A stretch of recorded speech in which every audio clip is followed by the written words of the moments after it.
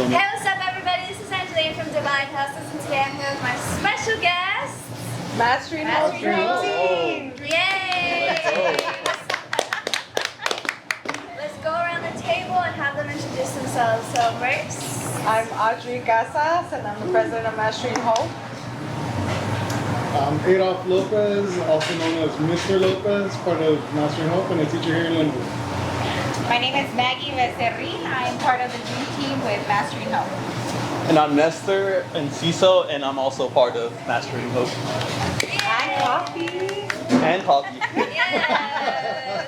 Big part of coffee. Helping Hands coffee. And Ejército Sonrisas también. Ejército de sonrisas. Yay. And there's more of you guys, right? They just couldn't make it today. Shout them out too, Yeah, because it so takes there's a whole about, team. yeah, so we also shout out to Mr. Sosa, Eduardo, Ms. Baber, Adriana, Mr. Ballinger, Evelyn. So we have about 5 or 6 more team members that couldn't make it, but we're a group of about 11. Yes. And here's my personal introductions for each of them. So, Miss Lovely, I met her today, and she's very sweet. Nestor has the bombest coffee I've ever had, and in the summer, his hibiscus is to die for, dude. It's so refreshing. Audrey, I met her at the first time that I've ever volunteered for something so huge as for a food giveaway, and she was so sweet. To see what she's doing in the community was like, my heart was so full and warm. And then Mr. Lopez, he's been in the game since 8th grade, no, since middle school. I met him, and then years later, I met her through the food drive. Come to find out that he was her brother, and I was like, oh my god, Mr. Lopez. With my teacher in the future, but it happened. And here we are Since she again. was students. We should make it a thing. Make sure to tune in to this podcast to hear the rest of their stories. Yay!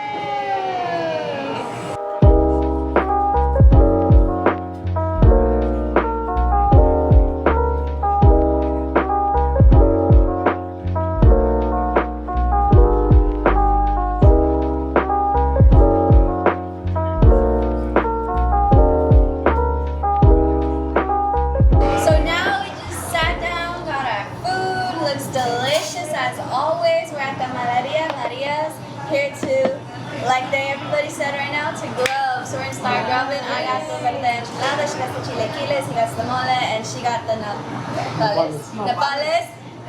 Ready to grub? Stay tuned after this. Commercial break. Okay, if you're a hustler putting in that grind, sacrifice, sleepless nights, still juggling a 9 to 5, represent it with Divine Hustles merch. Design your own colorway and style. Match it with your fits like fly on the fly. Keep hustling. So, thinking about the past, everybody, how did Mastering Hope come about? Because we gotta break it down, you know, because it got to start, like, they met, like, they had the same mama. So we gotta start off, how did Mastering Hope come about? Who are you guys individually, and how did you meet?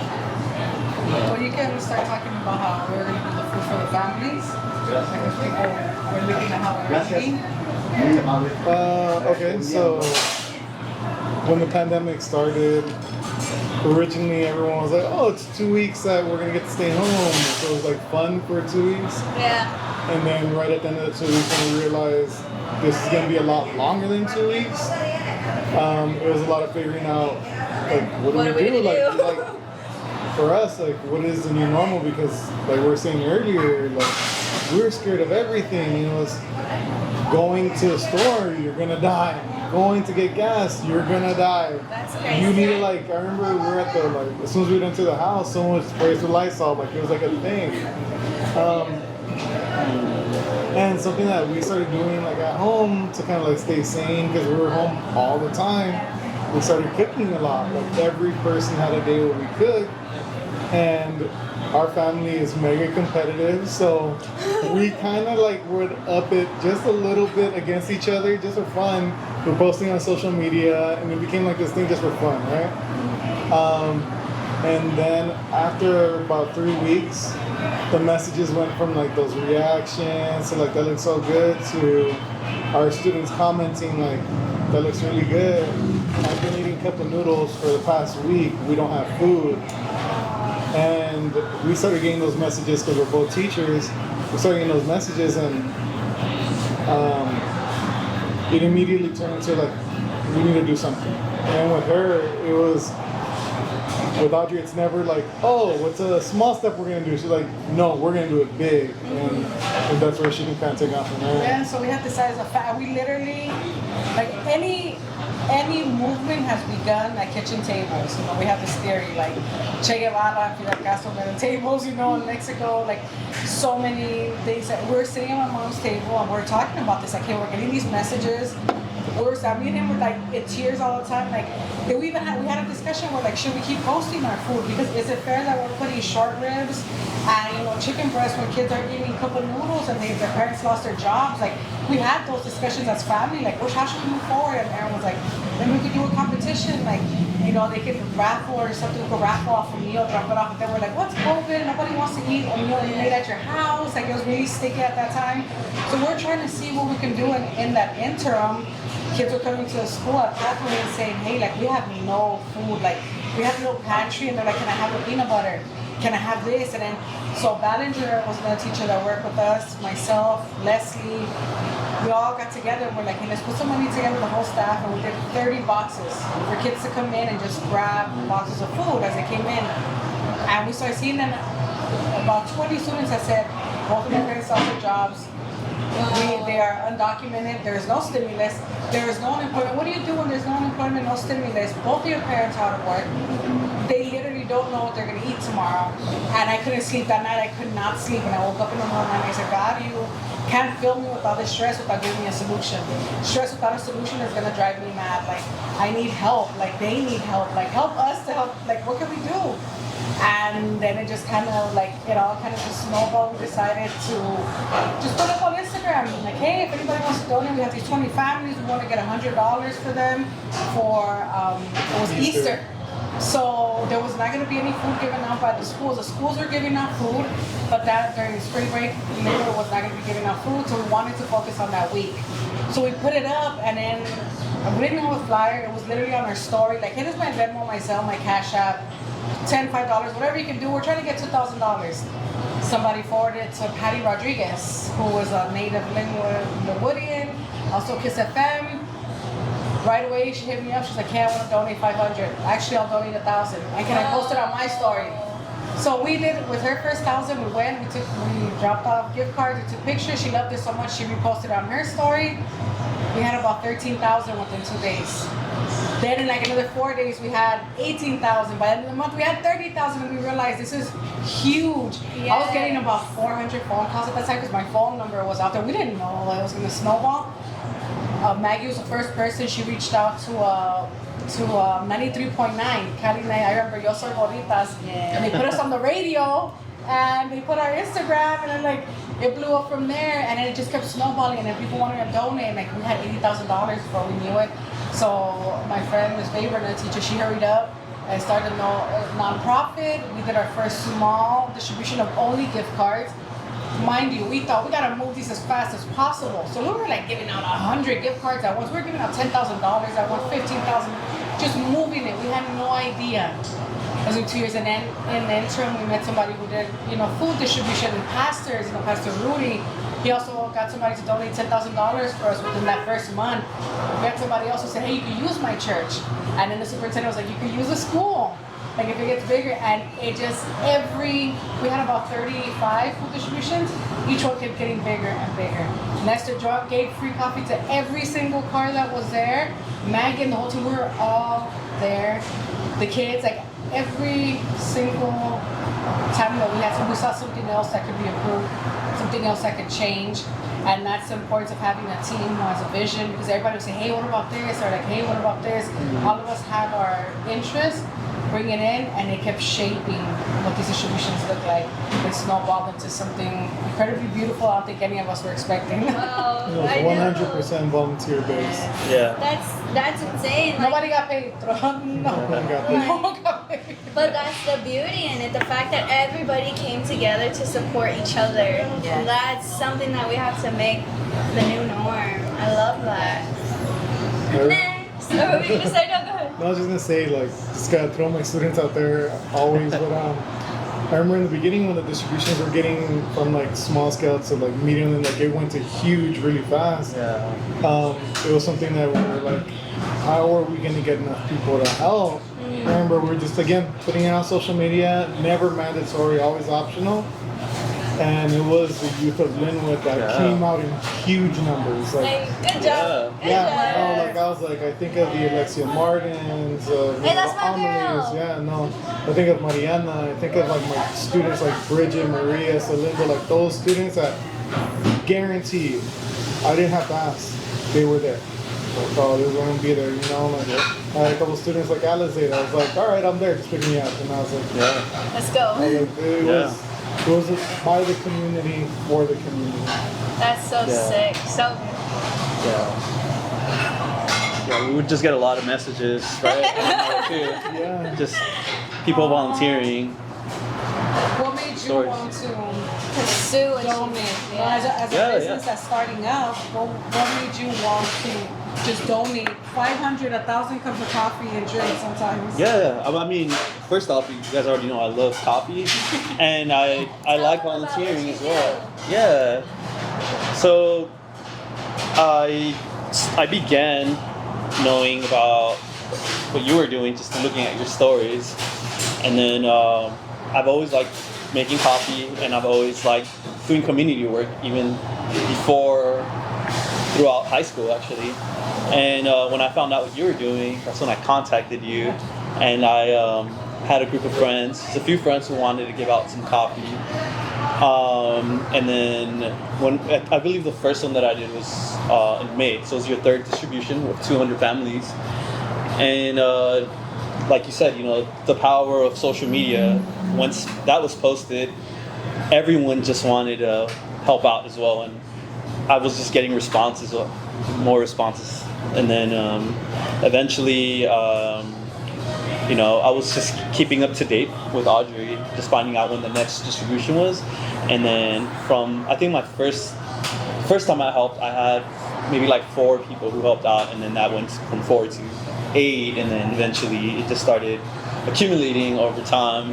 But for me, it was just giving. I just like helping out, especially Linwood, you know, people in this community. But overall, it's just the feeling of giving back is what drives me, especially during that time of the pandemic. Super necessary, like you said, just hearing stories, all these tragic stories from people. And I think it's unique as well just to have coffee. Like, you never hear that in food distributions, you know, especially while they're waiting in these long lines. That was like the first thing they were getting, and it just was hot that day too. Yeah, and what better way to start your day with a cup of coffee? Some people, Biscuits. it connects people together as well. They're going to spend $5 on Yeah. coffee. Yeah. So Nestor was providing gourmet coffee for a lot of families that It's a otherwise could luxury, probably yeah. not afford that during that time. Yeah. It was tough. It was a free treat. Yeah, but you know, I have to, again, it's all, it's not just me. It's everyone, all the community, whether they're a coffee shop that donated pounds of coffee, whether it was a company or small company who was donating milks, and then eventually, you know, like you said, everything accumulates, and now, you know, I have Oatly who sponsors Helping Hands, and we get free oat milk all the time now. Yeah, and you have those dope latte art competitions. Oh, yeah. It's so fun for the community, Yeah. 'cause people will come together, Yeah. and it, like, when I went, the experience was insane because I've never been in such like one room where everybody was so vibrant, joyful. Everybody was having a good time. There's nobody complaining. Everybody was having a good time. So I love that with what you do with coffee, it brings together so many people, like so many different people. I love it. So I like that, like you mentioned, you know, it Yeah. brings people together, and then bringing that and blending it into a food distribution, just to making it feel more welcomed. And like I said, it's a great way to start your day, and just brings people together. Once, even like before, especially I remember before the food distribution started, people were just excited to get a cup of coffee before the distribution started as well. Or during, you know, just to get a little feel. Yeah, because again, most of us weren't sleeping so much because we were just either having an anxiety or stressing out over the next day. Yeah. Especially Audrey, you know, who's Couldn't sleep at all the Yeah. night before. I don't think any of the team members, all of us said it was so hard to sleep because yeah, I mean, on top of just knowing what a big feat was ahead of us, not knowing how many volunteers would show up, none of that stuff, but just knowing that anything, like, if there's a car accident, we get shut down. If there's, you know, somebody gets hurt or somebody fights over food, you know, whatever happens, like, there's like 1,000 things that can go wrong. And that's what I thank God in the universe also, aside from the team, is that it was such like divine protection over that time and over those distributions that it was such a blessing that everything will go smoothly. I mean, there was times when like trucks wouldn't come in or food, and we'd have to be like, what are we gonna do? We're gonna figure out. Or we didn't have forklifts to get the food on. Like, it showed the ingenuity, the teamwork, and everybody. There was times where like people said, like, students, there was no forklift, so kids were like, they did an assembly line. We took a video. Kids got up on the truck and literally like throwing the boxes down, like 40 people stacking them up, and like it got to a point. And this was for me the most beautiful part. Is if we had to be there at 6 o'clock, if an adult wasn't there at 6, the kids didn't know what to do, right? The first couple times. After the third, fourth time, you had your early bird kids. If I got there a little bit late or somebody else got there a little bit late, well, by the time I got there, they were already unloading the trucks. Wow. So it's not that we were doing a distribution where they can help. They now know how to do this if they had to. Yeah. They know how to unload the trucks. They know the food folks. They know what it takes. They know you need a school, you need that. Like, when they grow up, or even now, they can do this. This is not just a future. Like, they saw what it takes. And even if it's not food accessibility that they want to tackle, whatever issue that there is that you're interested in, you can do it. Because I think what our team showed was you don't have to be necessarily a politician or have this grand title or be rich. You just have to want to do it. And you can do it out of nothing. And then we all bring our little scraps in, and pretty soon we have this. A meal, it makes something. Yes. Wow. It's the importance of a team. A push by the youth. Wow. I love it. Yeah, because I remember we went Just having to a dream team. Yeah. It is a dream team. And the fact that you guys are the pillars for that, how does it feel knowing that you are pushing these children to want to do better for the community? Well, I met Audrey 15 years ago, or possibly more than that, and we lost contact. And maybe a few years ago, maybe 4 or 5 years ago, we reconnected through social media. And it was right at the time when she and Ballinger were organizing. It was like a distribution for our homeless. We were doing care packages and all. So we reconnected a few months right before COVID, and I think it was like all meant to be. Yeah, it was meant to be. And since then, everything that Audrey posts, everything goes viral. And I think it's created a beautiful movement where you don't only see people from Linwood volunteering. We had people from East LA, from La Fuente that were driving all the way out here to help with our distributions for our community. So to me, that was a beautiful thing to see other people unite, you know? It's crazy to think back and to see of all the events, because it wasn't just food distributions. It was the Laura, our food vendor, who, you know, was assaulted, and we had this huge street block party to raise funds for her, and just one to of our see- dream team was hosted at the house. At their house, Yeah. and it went from something big to something viral. We had some artists there, and you know, it was Gave her cash. Where people came for San Yes. Bernardino. It was on the news. it We're was on the scared. We're like, news. Yeah. we can't handle all the people. Like, We had to walk, I think a few days before, right? House to Yes. house, warn the neighbors, there's gonna be no parking. Yeah, block It party. really wasn't. You had to park on the other side. Yes, but it was a beautiful thing. It was. And to see that a community got together for Laura, you know, who's a street vendor here, but actually resides in East LA, Boyle Heights area.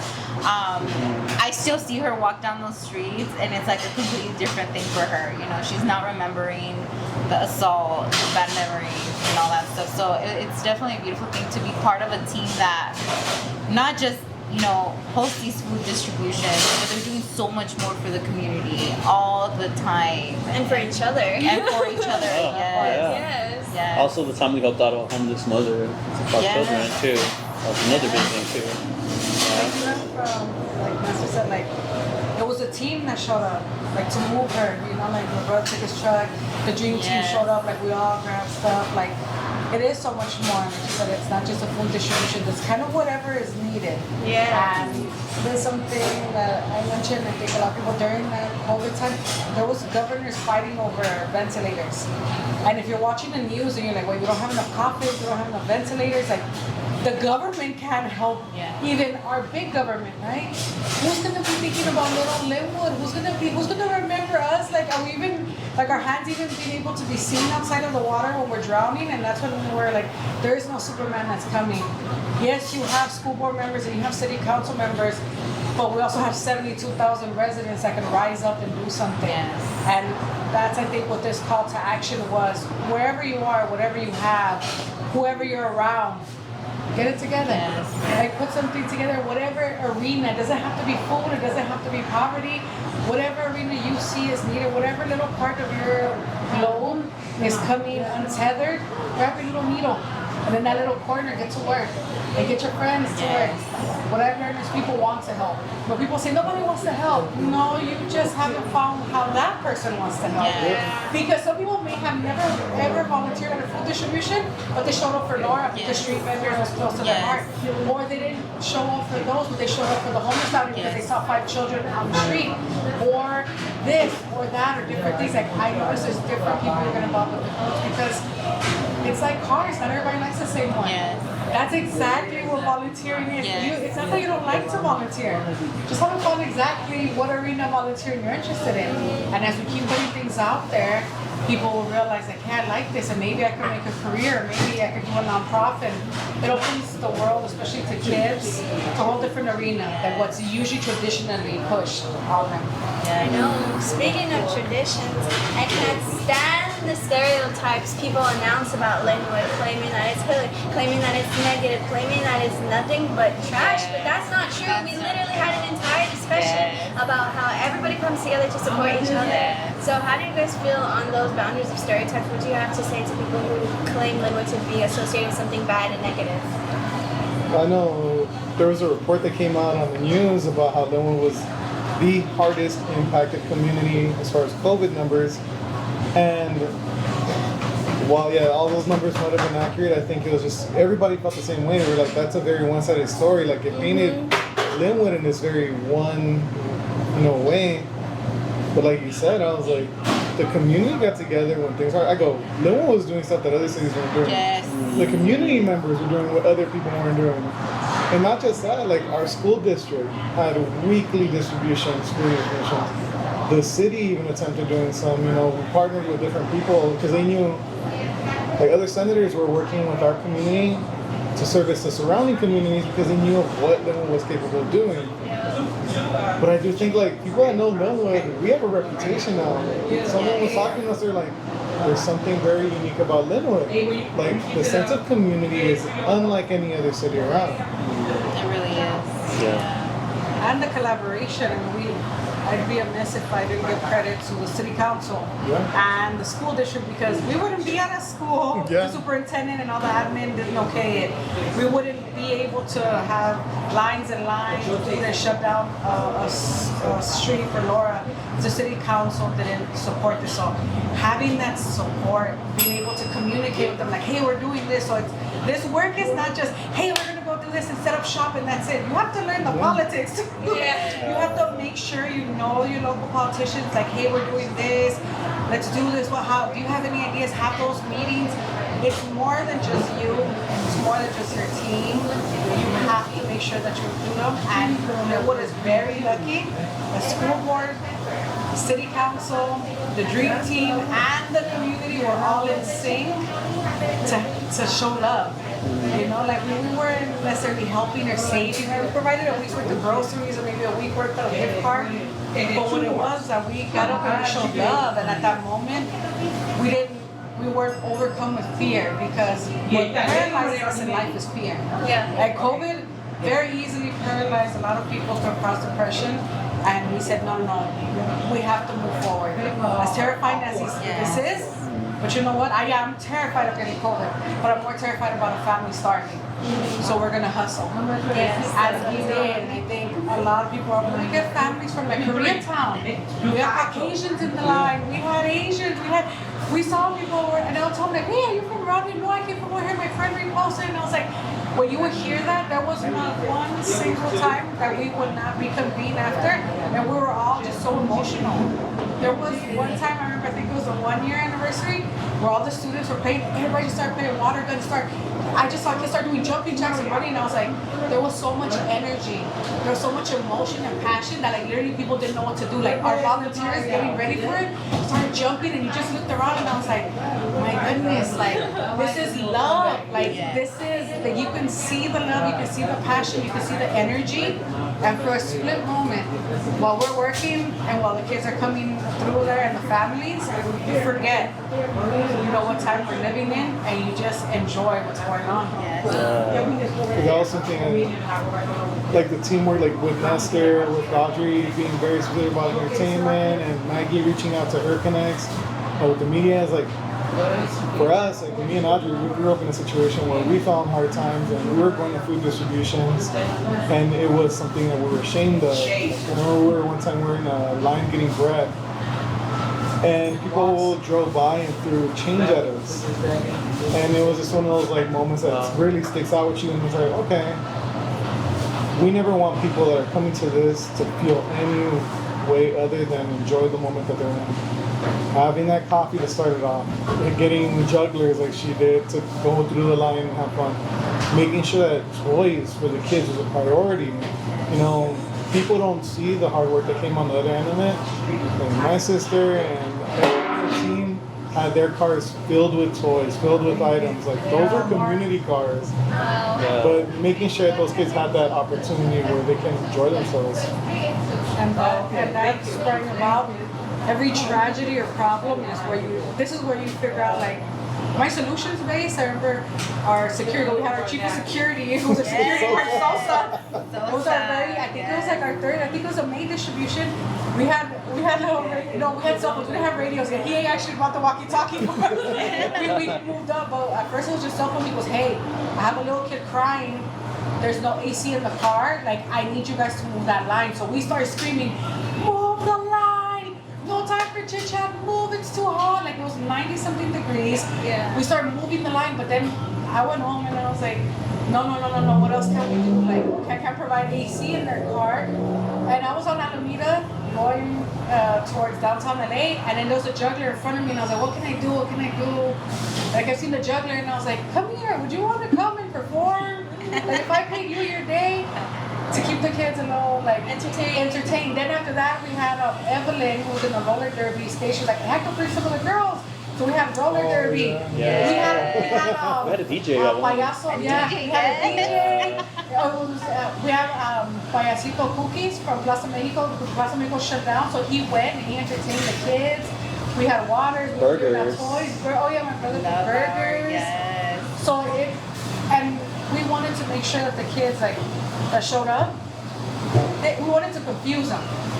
You're at a carnival, you're in this line, and you're gonna see this cool stuff, and you're gonna get toys. And we even had one that where everybody started donating kids cereal and milk.